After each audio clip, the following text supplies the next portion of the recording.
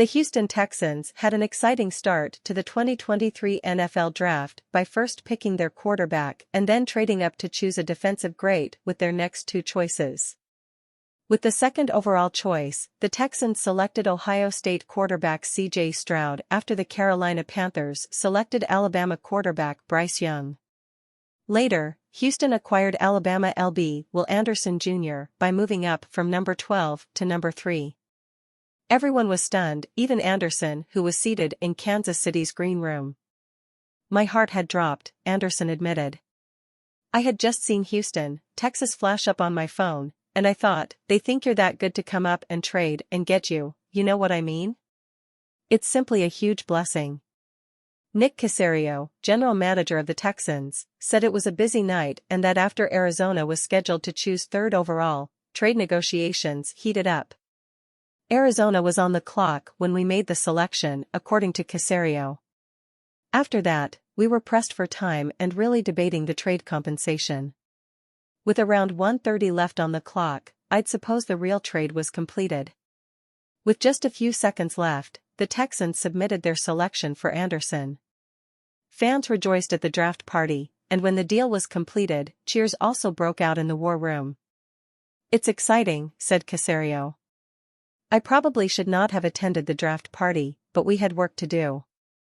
I am aware not to dampen the excitement, therefore. We ought to be ecstatic. Although we should be grateful for the chance, in reality, each transaction simply leads to the next. You must turn the page, and neither high nor low is acceptable." In his final season at Ohio State, Stroud, a two-time Heisman Trophy finalist, had a starting record of 21-4. The Buckeyes' offense in 2021 was the best in the country in terms of total offense, 561.5, and scoring offense, 45.7, with Stroud at the center.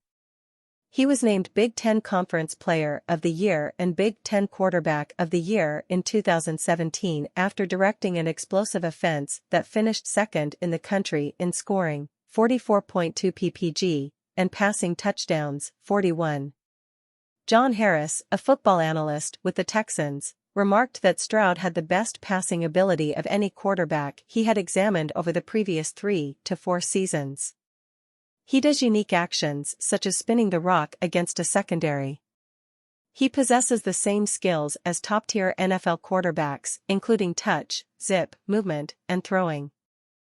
With a final weight of 6'4" and 243 pounds, Anderson concluded his 3 seasons second only to Hall of Famer Derek Thomas in terms of tackles for loss, 62, and career sacks, 34.5. The Bednarik Award, given to the best defender in the country, was given to Anderson last year.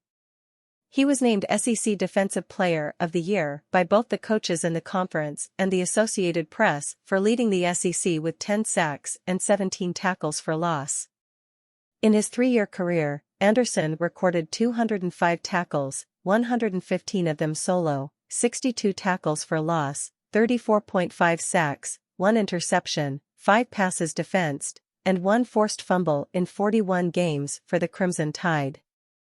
Anderson was given the starting nod during his rookie season.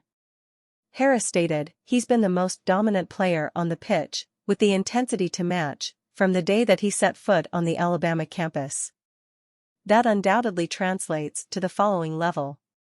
The Texans won't be in play again until the 3rd round on Friday, when there are still 10 draft picks available. With more trade agreements, Caserio might, however, alter that. So, we have 65 and 73, and then the 2 4s, the 5th, the 3 6th, and the 2 7th, Caserio stated. We do have a little leeway.